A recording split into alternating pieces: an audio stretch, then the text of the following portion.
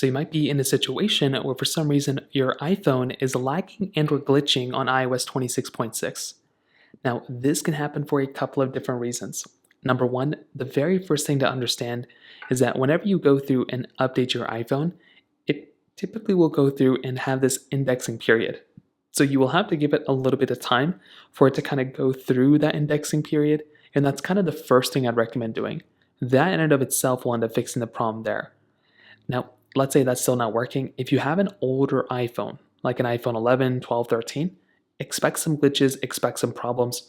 That's kind of another very big part of it as well. That's usually going to cause some of the issues, and that is going to be another one of those types of problems you might run into as well. Now, if that doesn't end up working, another thing you might want to try doing here too is to go through and try just making sure that there's no battery health issues going on within your iPhone.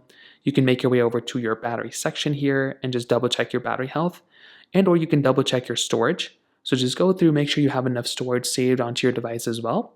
That's another one of those things too. That in and of itself could end up fixing the problem for a lot of people, and that's exactly what I'd recommend doing here too. So those are pretty much the main ways to fix it. If you have any other thoughts or questions, please let me know in the comment section below. Hit the like button, that would mean so much, but definitely hit that subscribe button. More importantly than everything else, I love every single one of you guys. Hopefully I'll catch you guys in the next video. Peace out till then.